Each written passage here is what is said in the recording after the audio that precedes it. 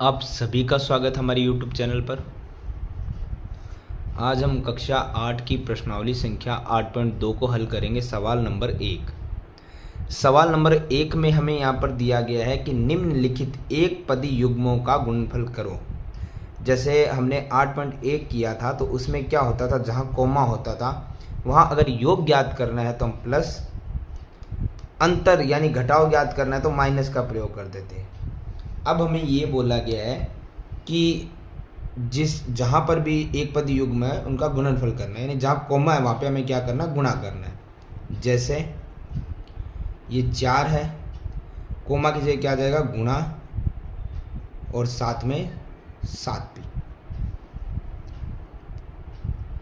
देखिए हमें क्या करना है, आपके जो भी यहाँ पर चर पद होगा यानी कि अल्फ़ाबेटिक जो भी कोई आपका यहाँ पर चर पद है उसको हम एज इट इज रखेंगे, ठीक है। जैसे यहाँ पर है p और सिर्फ संख्याओं की गुणा करेंगे। तो 4 की गुणा 7 से करेंगे तो कितना आएगा, 28। इसी प्रकार हमें ये सारे सवाल हल करने हैं। जैसे माइनस का 4p 7p, तो हमें क्या करना है, माइनस का 4p कोमा की जगह गुणा और 7p की गुणा करनी है। तो देखो जैसे पिछली बार चर पद एक बार था तो हमने एक बार लिखा और संख्याओं की गुणा कर दी। यहाँ पे चर पद दोनों तरफ है तो कैसे होगा, देखो यहाँ पर p है, p या चर पद जो भी होगा उनकी हमें पावर देखनी है। पावर यानी कि ऊपर घात जो होती है उस पर कुछ नहीं है तो हम क्या मानेंगे, 1। इसको क्या मानेंगे, 1।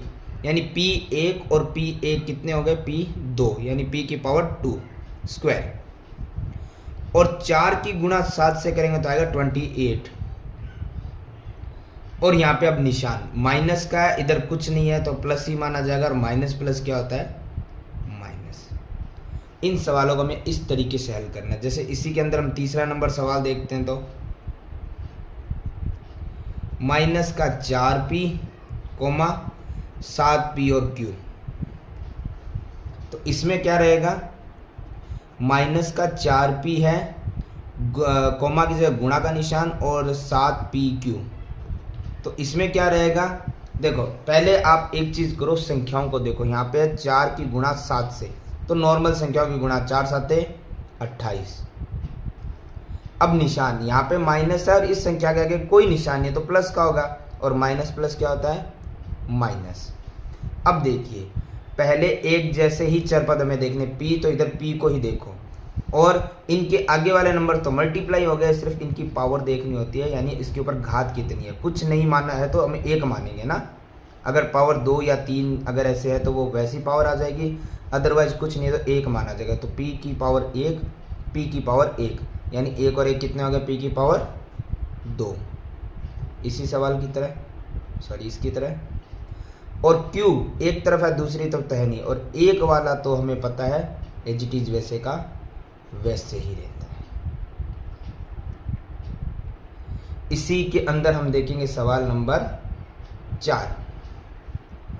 सवाल नंबर 4 में भी अगर आप ध्यान से देखोगे तो इसी प्रकार की कुछ संख्याएं दी गई है, जिसमें है 4p cube comma minus 3p। मेरा इसका मतलब यही रहेगा, सिंपल हमें देखना है कि हमें सबसे पहले 4p क्यूब लिखना है, ये क्यूब मतलब पावर 3 हो गया ना, कोमे की जगह गुणा का निशान और माइनस का 3p। तो देखो पहले सिर्फ नंबर्स की मल्टीप्लाई हुई, 4 की गुणा 3 से, 4 3 12। अब इसका है कोई निशान नहीं है तो प्लस, और इसका है क्या है, माइनस। तो प्लस माइनस क्या होता है, माइनस। अब p की पावर 3 आ गई, यहाँ p की पावर कुछ नहीं है तो 1 माना जाएगा, तो p की पावर 3 और p की पावर 1 हो गया p की पावर 4। मैं आपको एक सिंपल चीज़ बता दूं कि संख्याओं की गुणा होती है और चर पद जो भी होंगे वो दोनों तरफ है तो उनकी पावर जुड़ जाएगी गुणा में, और भाग होगा तो पावर माइनस हो जाएगी, ठीक है। इसी प्रकार इसका एक और सवाल है, सवाल नंबर 5। सवाल नंबर 5 में दिया है 4p, 0।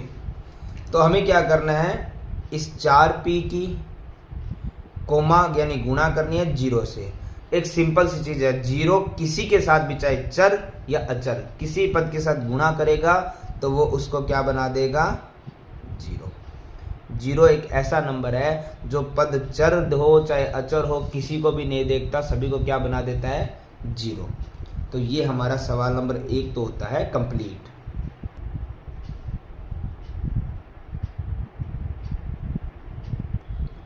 सवाल नंबर 2 में हमें दिया गया है कि निम्नलिखित एक पदी युग्मों के रूप में लंबाई व चौड़ाई रखने वाले आयतों का क्षेत्रफल ज्ञात करो।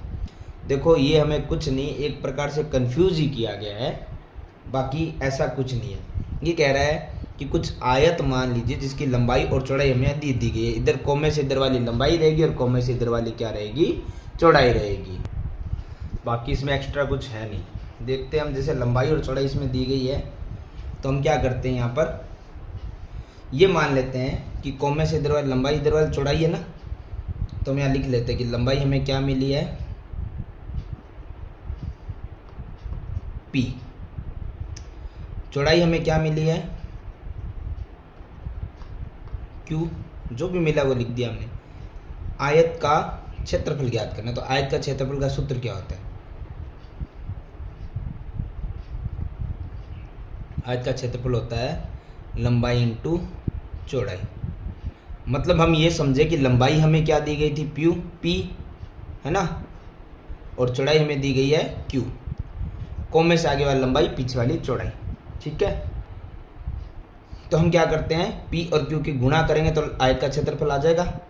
तो देखो p अकेले ही है तो अकेले आएगा, q अकेला है तो अकेले आएगा।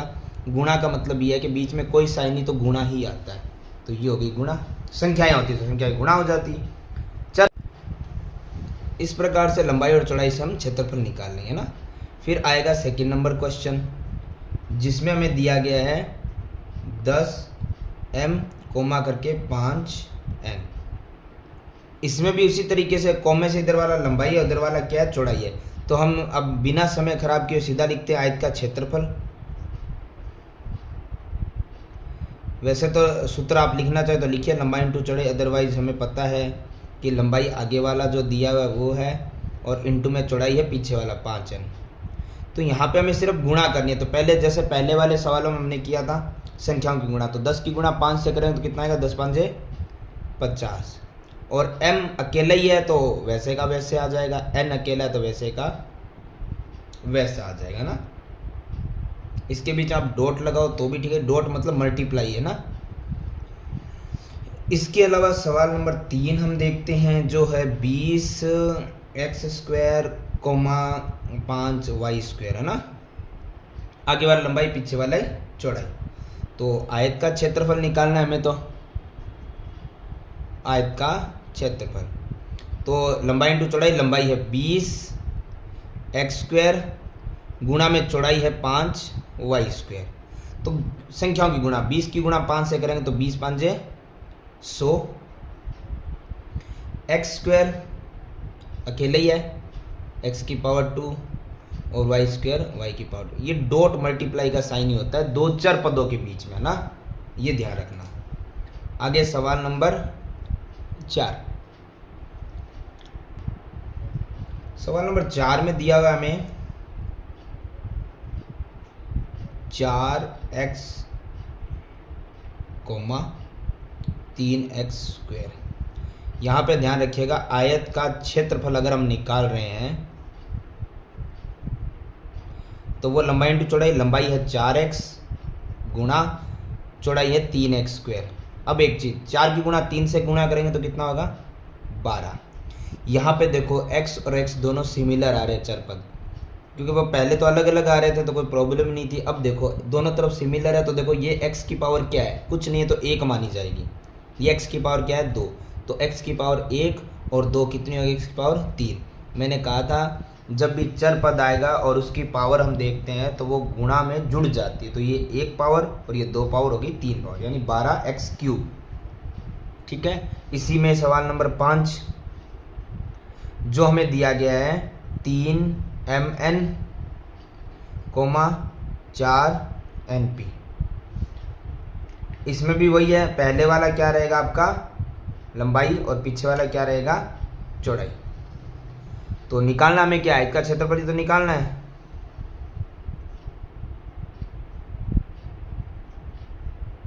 लंबाई इंटू चौड़ाई। लंबाई हमारे पास है पहले वाला 3mn गुणा चौड़ाई है 4np। देखो पहले संख्या की गुणा होती है सिंपल, 3 की गुणा 4 से करेंगे तो कितना आएगा, 3 चौक 12।